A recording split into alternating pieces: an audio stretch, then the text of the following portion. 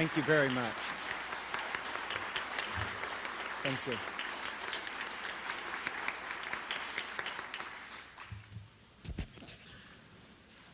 Thank you very much.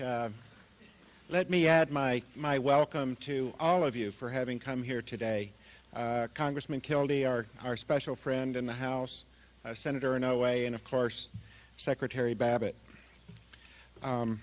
I also want to offer special greetings to my predecessors who know the challenges of trying to run the Bureau of Indian Affairs.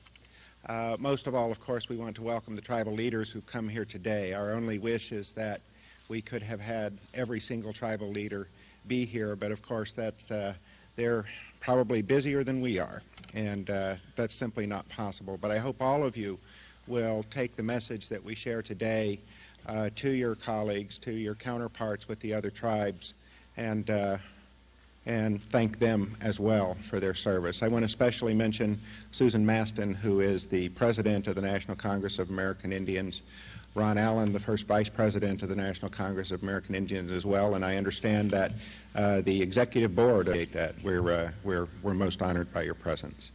I should also say that, as I have many times and will for the rest of my life, I suspect, that the greatest honor, the greatest privilege I've had in my life is to work with the people of the Bureau of Indian Affairs. We day by day, do so many important and good things, and it's simply a privilege that I could never have anticipated, and one that is very difficult to describe. My respect for this institution and for the people in it is profound beyond words, and it has been one of the great joys of my life to discover just how capable, just how committed, just how honorable the people of the Bureau of Indian Affairs are. In March of 1824, President James Monroe established the Office of Indian Affairs in the Department of War. It's been 175 years of the institution that now is known as the Bureau of Indian Affairs. A time when our leaders are reflecting on what lies ahead and preparing for those challenges. Before looking ahead, though, this institution must first look back and reflect on what it has wrought, and by doing so, come to know that, in truth, this is no occasion for celebration. Rather, it is a time for reflection, contemplation, a time for sorrowful truths to be spoken, a time for contrition. We must first reconcile ourselves to the fact that the works of this agency have at various times profoundly harmed the communities it was meant to serve. From the very beginning, the Office of Indian Affairs was an instrument by which the United States enforced its ambition against the Indian nations and the Indian people who stood in its path.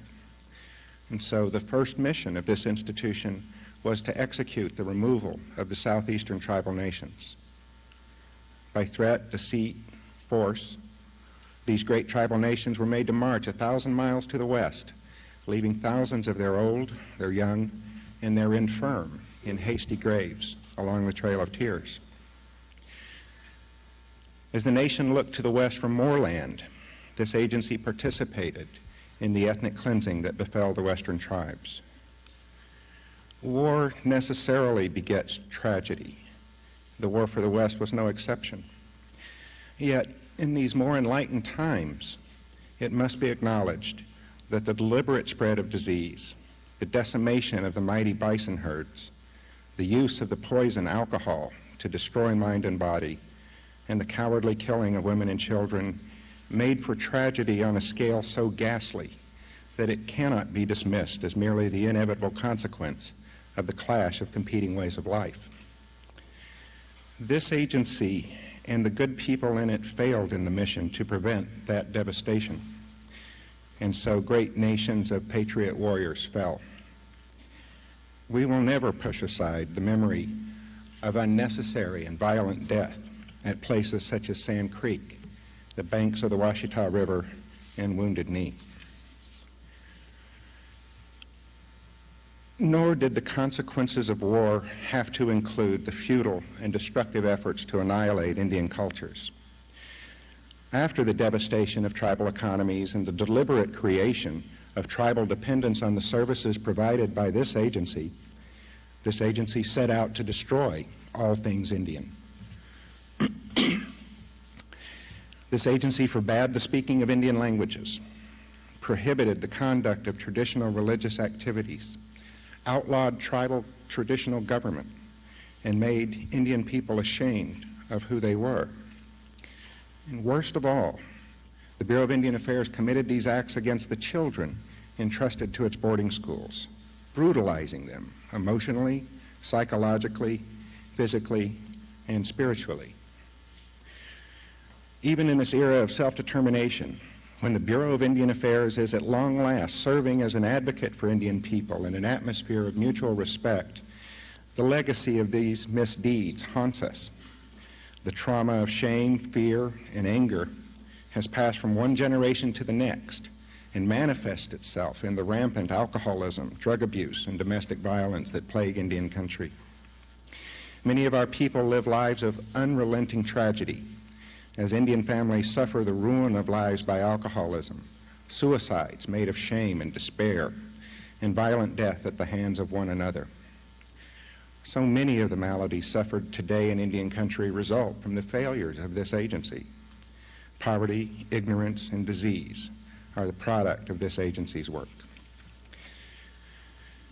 And so today, I stand before you as the leader of an institution that in the past has committed acts so terrible that they infect, diminish, and destroy the lives of Indian people decades later, generations later.